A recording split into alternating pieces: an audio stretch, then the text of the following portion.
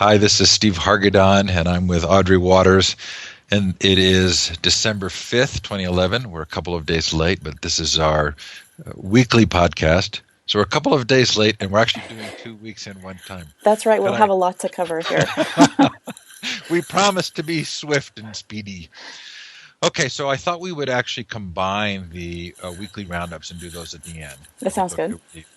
Love the post of what's the future of the EdTech business model, in part because there's this whole question about who controls apps now. And if apps become sort of the primary way in which we're getting programs and programming, there's this sort of hidden story of control of those apps.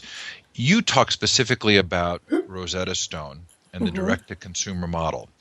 So this world in which learning is happening more and more outside of schools, what is the impact of the app?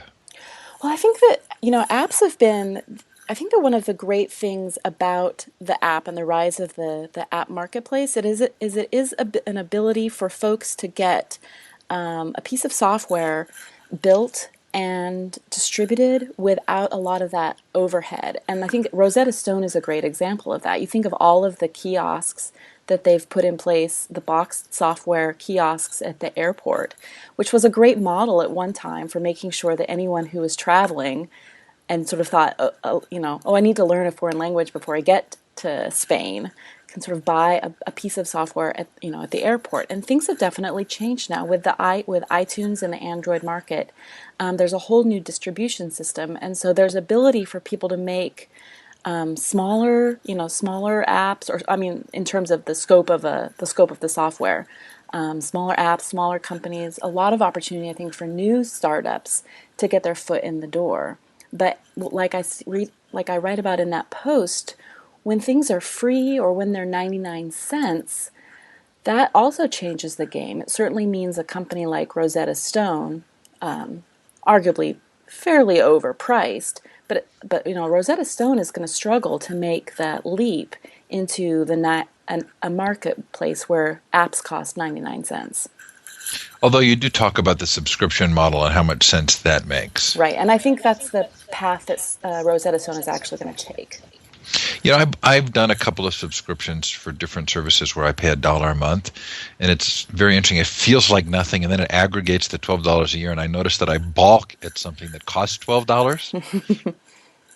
So it felt like there were several themes in here that you're going to play out through the discussion today. Part of it being the direct-to-consumer model. Yes. And certainly Rosetta Stone did that. They made a conscious choice at some point, right? Right. They did, and that's when they became, I think the Rosetta Stone, you'll still find people using Rosetta Stone in schools. And they were an education company first and foremost, but they made a decision to sort of bypass those enterprise sales and to make their product available to consumers rather than school districts. There's also the question of the size of businesses and reminding ourselves that companies of this size both have power to shape a marketplace, more power than we would like to concede in this new world, but also a real interest in maintaining things the way that they have gone. And so I'm sure Rosetta Stone's not alone in terms of companies that would want the market to go a certain direction for themselves, right? Right. But I think that even new companies, and this is when I wrote about the Children App Manifesto, even new companies, I think, are recognizing that this race to the dollar app, it's going to be problematic for a lot of them to survive. I mean, it's one thing if you're just an individual developer, selling your app for $1, you can probably make an okay living. But once you sort of expand your development shop, if you're hiring a lot of people or engaged in sort of research, R&D explorations, 99 cents isn't really going to support. You've got to sell a lot of apps at 99 cents to sort of be able to float a whole business. The third piece here for me, and have you read the Jonathan Zittrain article from Harvard Law on the personal computer is dead? I haven't. You see that? Okay, so this is about the fact that the telephone was always sort of a dumb device for us. So when Apple turns it into an iPhone and then starts selling apps through the iPhone, we're not really thinking of it in terms of a computer, but this behavior of controlling what apps get on and then taking 30% of every app very much falls in the same category of Microsoft's behavior with Internet Explorer. Interesting. Maybe even more so. And I think we're going to see a really interesting uh, cultural discussion about this because clearly Google, Android, less so, but Apple significantly, is now controlling what gets on that device. Yeah, I mean, and I think that we're, the Android marketplace less so, but particularly now the Amazon is sort of offering a smaller slice of the Android marketplace as part of their own, their app marketplace and their push into Android with the Kindle Fire. But I think you're right about Apple as well. I mean, we saw, there was some hubbub in the news last week, I think, when that people were discovering when they were doing searches with Siri, the new voice-activated search in the latest iPhone, that it was coming up with, it was coming up with responses that perhaps some suggested seemed to dovetail with some of Apple's sort of social policies that it likes to impose on its marketplace. Of course it does. Okay, well, we're going to come back to that. So, Kickstarter. Yes. This is something I haven't really tracked very closely. You have a number of links on the "Don't Go Back to School" idea, Hmm. and specifically a handbook that looks as though $30,000 has been pledged to the writing of this handbook.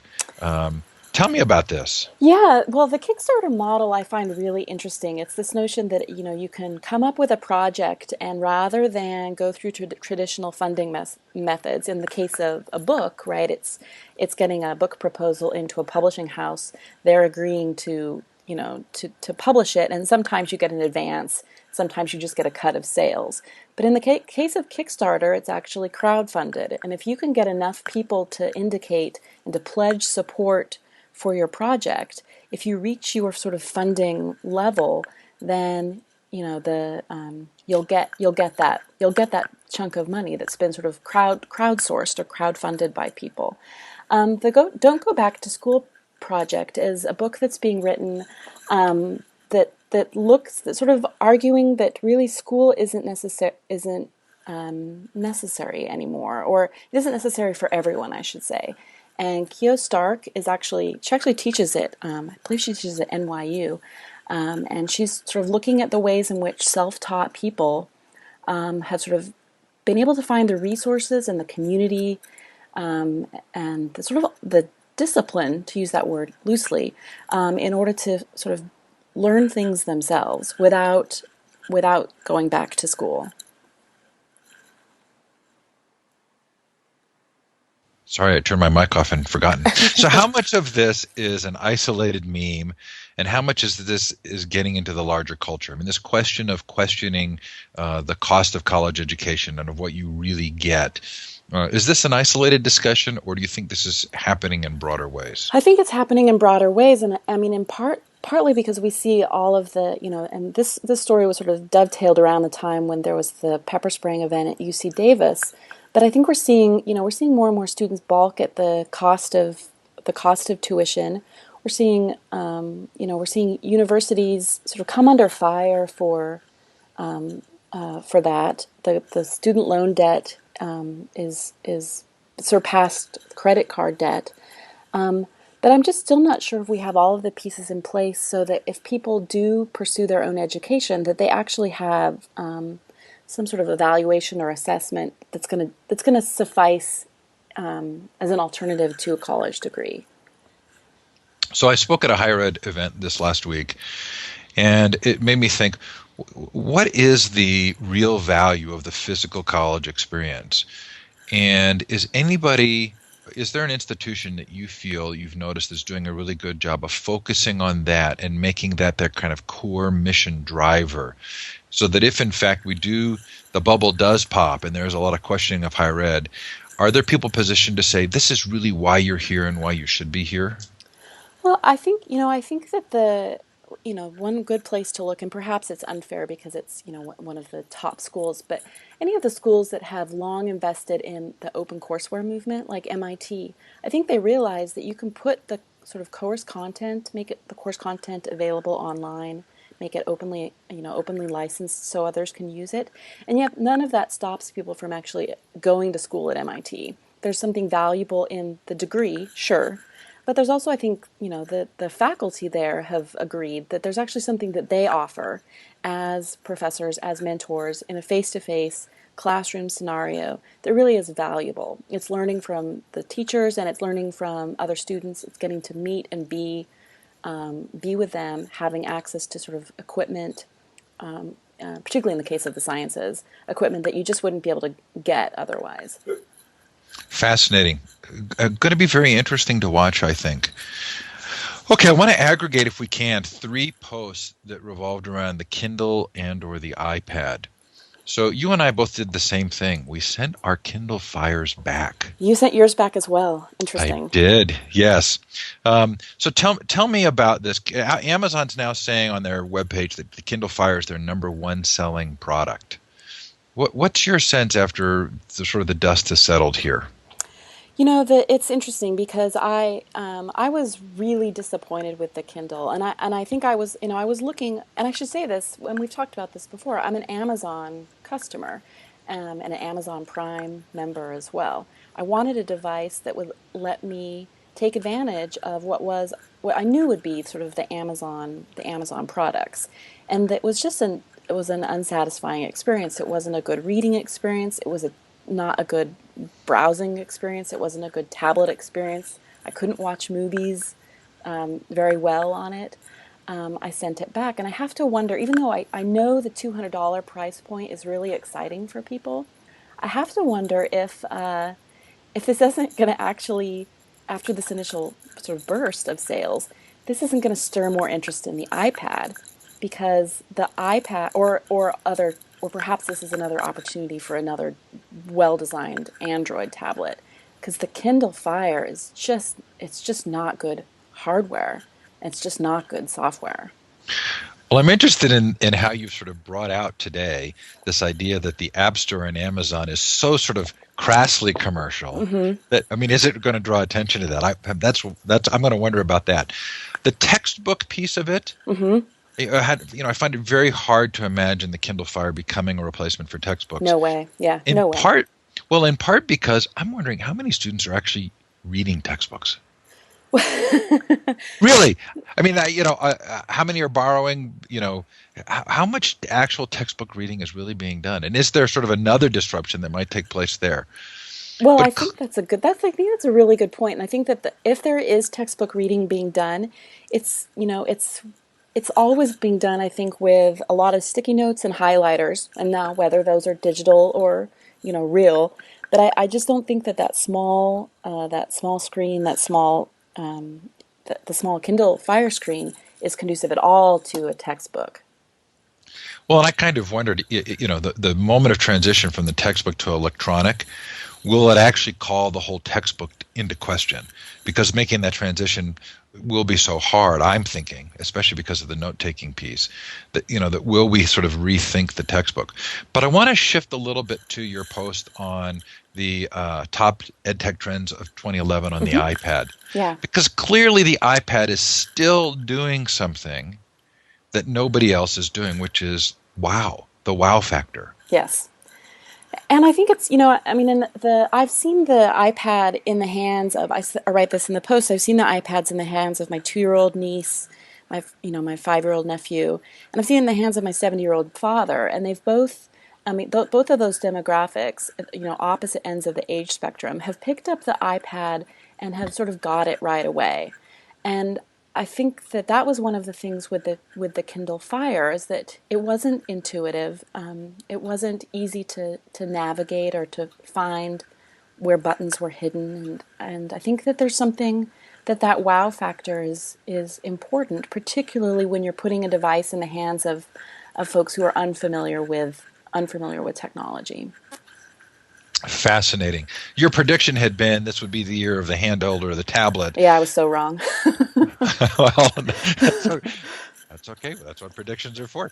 Okay, so you write in Mindshift about the competition winners for taking the library/museum as learning lab model and spreading it. Yes. This seems to me to be so brilliant.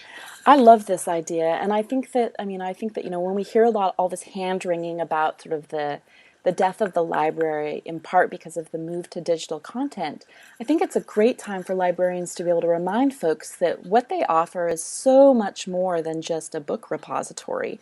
And the library is the community's learning center. It really is. And so what does it mean now when we get to put more tools in the library so that people who patrons aren't just quote reading books or reading magazines or stopping by to sort of read the newspaper, but they actually get to build things, hands-on building experiments with software, making music, making movies. It's exciting, I think. Yes, and I'm going to follow up on this because I'm really interested in David Lurcher's Learning Commons ideas and how they relate to this learning lab model. And I know there are schools who are implementing this, and I'm really curious to see how they're doing. Okay, in a post called "What Will Universities and Tech Companies Do with All This Student Data?" Yeah. I got to wondering about big data, and especially as it relates to the students. And we've talked about this before, but is this maybe the red herring of the 2010s? Are we going to look back and say, oh, this actually really helped us? Or is this just a place that we're going to have chased off and then come back and say, that wasn't really that important? I don't know. I mean, I think that we are generating such mind-boggling amounts of data that it really does seem, it really does seem like there's going to be a lot of insights. There's a potential for a lot of insights to be had, particularly when it comes to education. My fears are that we're going to be busy looking at sort of continuing to look at the wrong data, or not the wrong data, but just some certain kinds of data, test scores perhaps, or certain computer interactions, and we will miss the boat on other sorts of insights. But I do think that data is going to be a big trend for next year. I'm going to put my early vote in for partial red herring status. I'll be interested to see how we look back on this, because I feel like if we look at the examples of educational systems that we think are really doing a good job of helping students, I don't feel like they're data driven. Mm-hmm. I just don't. We'll see. Okay, what is Commons in a Box? So Commons in a Box. The City University of New York a couple of years ago recognized that they were they have a number of campuses there, and they wanted to build sort of a university social network, but one that was sort of geared towards academia, so that people could share their work openly. They could share their research, so that members of the English department on one campus could collaborate more easily with members of the English department on other campuses, or members of the history department on the same campus, perhaps. So they've made these open source tools, and last week announced that they were making a package available so that others could adopt this. And so it's a WordPress installation with some other open source tools designed to make it pretty simple for schools to sort of roll their own social academic network. Do you think that that this is actually going to make a difference by putting it? I mean, it is open source software. Is this just sort of a chance to get some visibility, or will this being in a box really make a difference for implementation? This is an interesting thing. I mean, and this is something, it ties back almost to our discussion of consumer adoption of technology versus enterprise tech. And I wrote this week about another new learning management system that is making its move by appealing directly to teachers to adopt it rather than asking schools to. And the case with learning with the Commons in a Box that I think will make it a challenge is that it's actually going to require university IT support. So this isn't something that an individual professor could say, you know what, I want this, or an individual department even necessarily could say, we want this. It's something that's going to require the university itself to implement it. And again, I think these are some of the the obstacles, I think, to having these technologies implemented, particularly, unfortunately, open source technology. So the reference you're making to that post was on CourseKit, right? Yeah, CourseKit. The student-created learning management system. Mm-hmm. Okay, I was discouraged by that report in two regards. One was don't think marketing directly to teachers is going to be effective. Me neither. I mean, And then, well, yeah. well, the number two was this sort of vague revenue model of once we get adoption, then it'll be a platform for content distribution. Yeah. And I sort of felt like, okay, well, sorry, guys. No, I mean, and I think, I do think that marketing to, I mean, I should say, I think that marketing to teachers is a great move in some cases.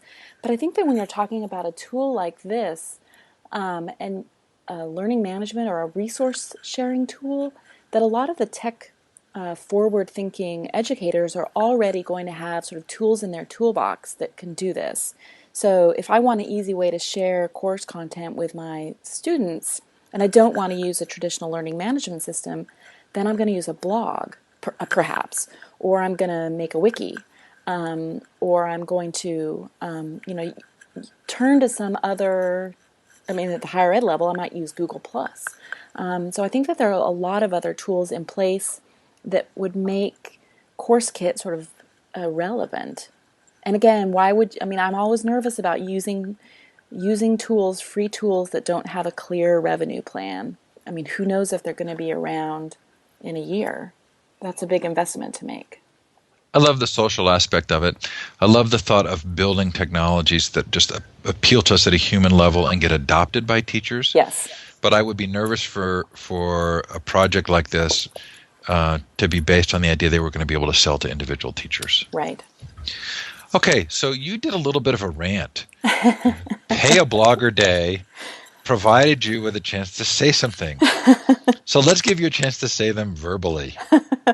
Well, this is one of the things that I struggle with a lot with hack education. And sometimes I think about sort of clarifying some of the about me stuff on the blog, is that it really is, I don't make any money on hack education. It's really my opportunity to sort of rant. I do rant a lot on hack education. And if I had an editor or advertisers or sponsors, I have to wonder if I would be so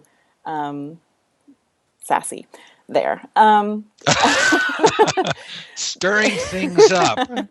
Right. And so, I'm fortunate as a writer that I do have other places where I get paid to write for Mindshift, for example. I get paid to write for Inside Higher Ed, but I don't make any money on hack education. And it's interesting because I do think there's a lot of great content available on the internet, and I love the idea of individuals, supporting the content that they like. But I also think that there is great, and I should say too that I wish that academia, particularly at the higher ed level, I wish that there was more recognition that the work that you do on your blog is sort of quote real scholarship. But that being said, I do like the way of having an open and unfettered space where I can write about things. But then again, I suck at business models, so I don't know. Like, I could just be using that inability to make money on hack education because I'm not a business student. So. Well, I'm glad you're doing it. Okay, favorite posts this week were definitely the library as learning space and this students teaching the tech. Yes. This is not a new idea. Jen Yes has been doing this for years. And I actually found out after I wrote the story that the school is actually using the Gen Yes curriculum.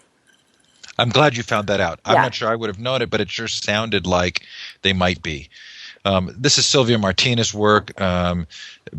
Well, Sylvia's sort of she's not the guy who's there. What's his name? I never remember his name, but anyway, it's the main face of Gen Yes. And this is something that they've been doing for a long time. But what I loved about this was this idea of actually really flipping the classroom. Yes. And what we know about how we learn when we teach, and what we also know about roles of students being in these positions. Tell me what you like about this, and then I want to make one additional connection. Well, one of the things that I loved about this story was that it's this recognition that this is a school district, the Oak Hills Local School District in Ohio, that had really spent a lot of money on technology, right? And I think that they recognize that despite having tablets and computers and netbook carts, and having a BYO bring your own device policy and real openness and encouragement that the tech wasn't being used in the classroom, and that there were still sort of barriers for teachers to adopt technology. And so what I love was that instead of sort of more traditional professional development for those teachers, is that they turned to the students and they asked the students to direct the tech implementation, which is, I mean, I think that that's really exciting. It's exciting for the students who get to sort of drive what happens, drive their own sort of research and their own projects.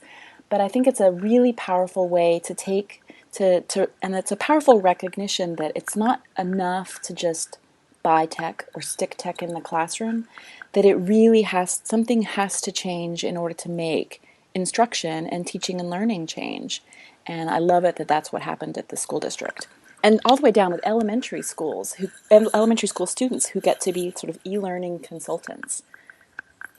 This exists at several levels. One of the best and deepest that I've seen is in Brazil, where they have the upper level students, the college level students, creating coursework for the lower grades.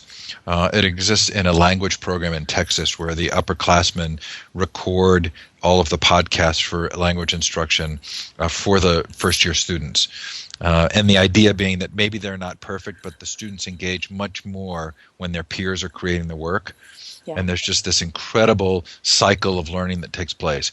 What I really love about this flipped classroom idea is going even one step further, which is technology is this huge driver right now. The technology is changing the culture. The culture will change education. And a lot of parents are getting left out of these conversations. And the idea that I've seen that I've really thought was brilliant was having the students hold sessions to teach the parents the technology. Yeah, I think that's one of the things that the school district is going to look at too, and I think that is really important, especially when we think of already. I think that there's a communication gulf between what happens at home or what happens at school and what happens at home, and I think helping equip parents to move into move into this new world is really important. Well, it's helping them to also understand sort of the enormous impact of these technologies in education. This week I did a panel discussion on search literacy. And I came away from this session kind of flabbergasted at how significantly important search literacy is. How supremely... I'm at a loss for words. I'm so excited.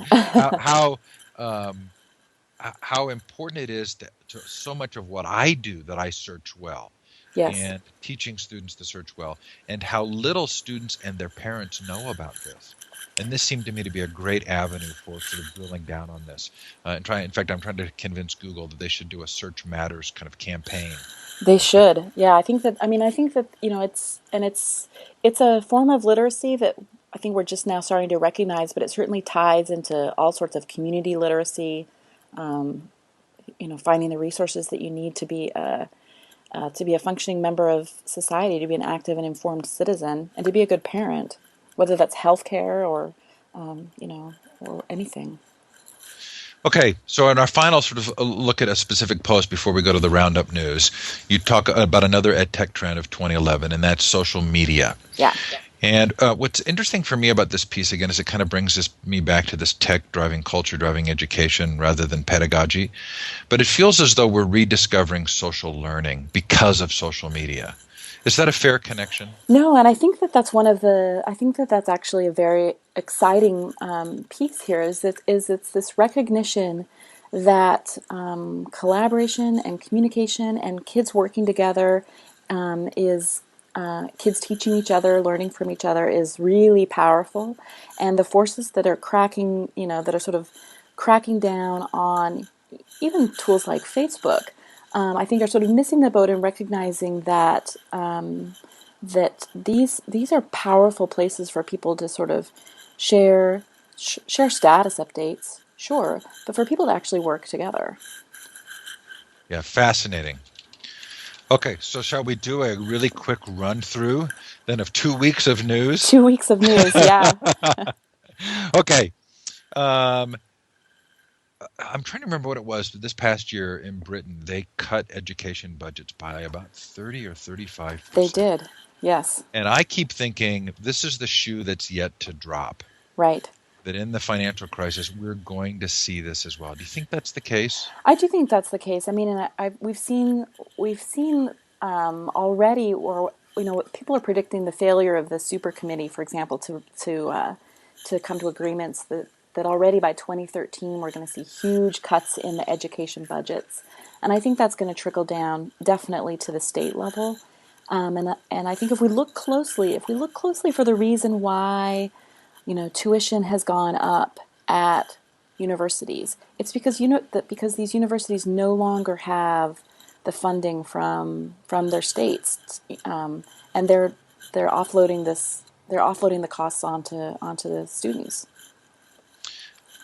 That would seem to be kind of a gentle interpretation, right? Because haven't the easy availability of student loans also kind of made it easy to raise tuitions? I think so. I mean, I think in part, but I think that it's something else as well. And it's the I mean, I think that we're seeing all sorts of things costing more on campus. Interesting. Okay, I'm a hardcore Google fan, and I haven't even considered buying a Chromebook. Yeah, don't. Why? In fact, my netbook is lonely. It's calling out to me and saying, "Why do I ignore it?" My tablet has replaced the small form factor device for me. Is the Chromebook going to make any difference here? This is funny. I was on last week. I was in San Francisco for I won it was called the Media Predicts Award, and I had to stand or be on stage with sort of someone from the New York Times and the Wall Street Journal and Time Magazine, and I had to predict what I thought was going to happen. One of my big predictions for 2012, and it was actually that Google is going to axe the Chromebook. I like the Chromebook. I think it's a great device. I think in some ways that the netbook is a superior tool for particularly for students at the K-12 level than the tablet is yet. But I'm just not sure that Google has seen the uptake with the Chromebook in such a way that they will continue the project. I mean, Google is axing all sorts of things right and left, and I just have this feeling that the Chromebook is going to be on the chopping block early next year. I'm going to say that the two apps have sort of dramatically changed what I do and how I do it. Evernote. Mm-hmm. Now I'm probably a couple of years into Evernote, and just what a significant change in my own practice. And I don't need the netbook to do it. I can do it just fine on the tablet. Interestingly enough, Thinking Space, which is only available on my tablet, and it means I'm spending time on my tablet that I wouldn't be spending somewhere else. Intriguing to me. Okay, MIT OpenCourseWare students overtake self-learners. Did I read that right? The use of MIT OpenCourseWare is now greater by the students at the school? Yeah, I think that this is an interesting thing that we're starting to see is this recognition now with all of these materials that are available online, whether it's MIT OpenCourseWare or Khan Academy, that for a long time this was the promise of the DIY learner, the self-motivated learner. And this year, MIT has found that the people who are turning to their resources are actually students in classes who are taking those specific classes already. So I think that's definitely a shift in how we conceive of this content that's available. That it makes perhaps the pressure to sort of do interesting and engaging things with that content. Perhaps it diminishes that. I'm not sure, because if a student is actually taking sort of intro to engineering. Already they're in a class and they're just looking for sort of better lecture material or a more easy to understand explanation. That sort of shifts the burden away from the courseware providers from sort of doing something social or providing an interesting infrastructure around it. Yeah, that was sort of stunning to me. Okay, what does Ray Bradbury have against the internet? I don't know. Aren't you intrigued? Inquiring minds want to know. It's funny. I think that I have to wonder about someone who, for me at least, I think of, I've always been a fan of science fiction, and whenever I find someone even as a young girl, I thought of as sort of envisioning sort of the future and other worlds and, space travel, for example, it is funny to find them opposed to something that I see as perhaps we have far more people traveling through cyberspace than we ever will, I think, have people, than we've ever sent to the moon or into space. That was interesting. Okay, so according to the Software and Information Industry Association, the market for ed software and digital content has grown to 7.5 billion. Yeah. Yeah. I mean, I think that news made a lot of entrepreneurs go ka-ching, but I'm not sure.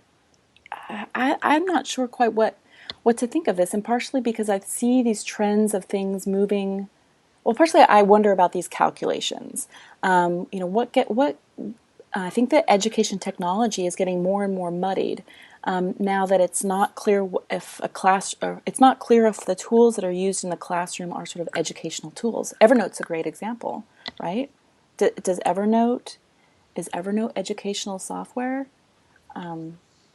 Is it in that 7.5 billion? Right. I mean, and I'm the same as you. I mean, Evernote is certainly the cornerstone of a lot of my work world. But I think that as we move away from just having sort of sales to schools or to this more consumer oriented market, I, I don't I don't know sort of how these figures are going to sort of hold up. Which isn't to say there isn't opportunity, for entrepreneurs. But again, and what does this mean in terms of the textbook industry? Does the, you know, as the textbook industry sort of fades away, what will replace it? Will it be more expensive digital content, or will people turn to openly licensed, openly available, free alternatives? So I'd like to end with a question that I don't think you're going to be able to answer, but it will give us a laugh. What in the world is ePals doing? I don't know. I mean, and ePals has made a number of acquisitions recently. I think a couple weeks ago, they announced that they were sort of moving into China. I don't know. I mean, and it's one of these sort of older education technology companies that I guess has deep pockets and has to clear some line items off of its for the 2011 fiscal year. I don't know. Well, what it made me realize was that there are a group of companies, and I'm not really sure that ePals was in this category before. I think it was a sort of a group of AOL people came over to ePals, but they're in this category of being a financial company to me more than being an education company. Hmm. It feels as though the decision making is around kind of Wall Street decision Right. making rather than education decision making. And how do we feel about that? And what place does it take in educational technology? Yeah, I mean, I think that, I think that we're starting to see that actually with a number of these older, more established ed tech companies, in which they're definitely making strategic decisions that are based on either they see them as based in sort of new markets, right? So it's expanding into Brazil, expanding into China, and offering different sorts of services, I would say, there as well. That definitely, I think you're right, that seems like the number of equity firms that now own these education companies are certainly funneling their energy, funneling their money into other avenues. Well, I'm sure that's not the last we'll be talking about that. Audrey, thank you so much for all that you do. Yes, thank you, Steve. Terrific, terrific to spend time with you. Next week, we promise to be on schedule again. Yes. Okay. We'll talk to you Have a then. great week. Bye. Bye.